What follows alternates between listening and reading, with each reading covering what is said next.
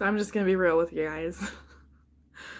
um, this is daunting for me. Creating content like this is way different than anything else I have ever done before. And I've done a lot of different things in my life. I've done a lot of theater, I've worked on a lot of sets, I've painted a lot of those sets, but like recording my process and like my inner thoughts. But then also there's the rest of my life. You know, I do have a part-time job that I work right now. I am also a mother and a wife. I've got some very close friends and partners, and I like spending time in like deep connection with people, and I also really enjoy my solitude. And it's summertime. My kids are out of school for the summer, and we're just doing what we can day by day. And sometimes that does mean the art gets pushed out of the way to make room for the moments that are happening right now. So for me in my head, I'm behind on what I wanted to already have done. And I realized I needed to stop being so hard on myself, because I'm creating this for me, and it's going to be on my timeline, not anybody else's. And for those who want to stick around, that will be there for the process, then that's great. And if no one's there, then I at least have, I did it for myself. It's there. It's put up. It's there. But yeah, so I was like, I keep thinking I need to script myself, but I don't.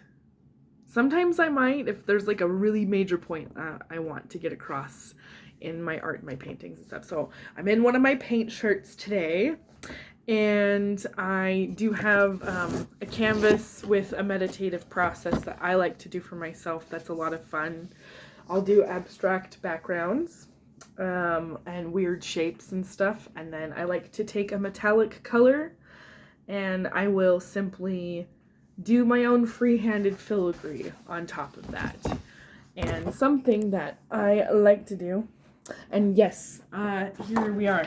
We are in my very messy art room. I need to clean it up. I was letting it stop me from creating art. I have cleaned up, but I have my easel up. I have what I need right here. But I realized I need to quit trying to make everything perfect and just go with the flow. Or I like to say lately, to ebb with the flow.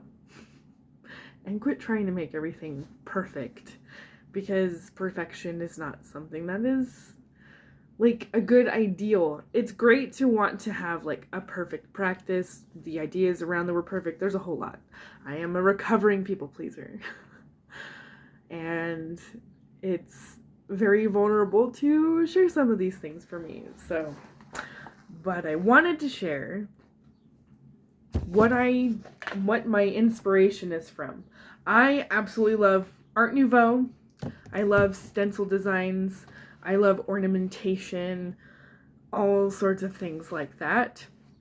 I also love Art Deco, but I've been really just hooked on this kind of process of doing these kinds of shapes. And I'll even show you another one that I have seen behind me. I've even started doing random things. I still have some parts of this I need to finish down here. It is almost completely done, evening out some of the lines and just doing weird trippy art and things. Like, I really love the aesthetic. I really love how this looks. Did I have a plan for this one? No, but it's been really fun to paint it. Anyway, so wanted to show you drawing from inspiration. I also have this traditional stencil design book that I got forever ago that has tons of different things that you can look at.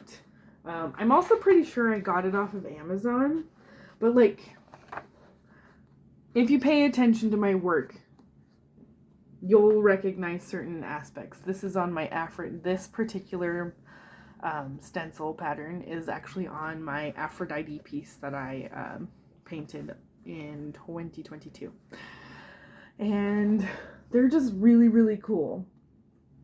And I love looking at them for inspiration of like other things that I could do, other ways that I can play around with it.